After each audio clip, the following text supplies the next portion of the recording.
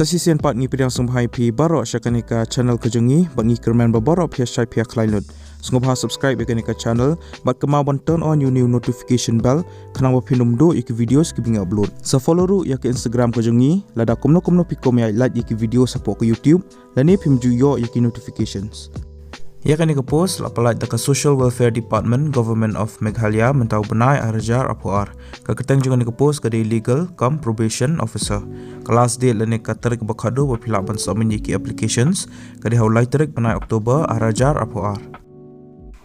Yakanika post legal kam probation officer ke educational qualification kalong kumne. Peladi ban pendap yak graduation haka law. Pidan kamru lais 6 working experience haki child welfare activities.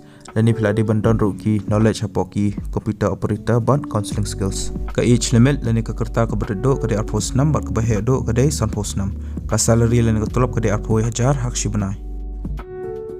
Ki candidates ki balong eligible bagi bakwaban apply yakan ka post pihaban submit yak standard application form syaka office of the district social welfare officer East Jaintia Hills district Klerian syawalani haka laiterik Oktober arajar apuar. Pihak submit ru yaki attested copies jengki testimonials ki jongpi. Pihak ta artali ki passport size dur ki jongpi ki berangshan haka application form. Bat hajrong jongka self stamp envelope bapibo yaki niki application form bat kini ki AGA. Pihak tho yaki niki contain application for the post of hadin sa tho yaka kerteng jongko post. Ka interview nakabentakan nika post kan selang haka khatway trek banai Oktober arajar apuar. Haka Deputy Commissioner Office Conference Hall Klerian nado kanai berje menstep.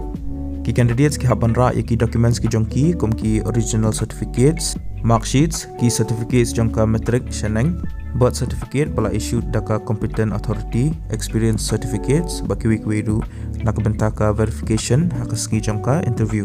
Kinom ai travelling allowance lani dearness allowance nakabentaban appear yaka interview. Ki candidates ki ladiban poi syaka office hakapor prabajem stamp nakabentaka registration, nomor ka registration kan sakot baik kanai bajem stamp. Kaja ke posting kan sedai haka Child Protection Services Klerian.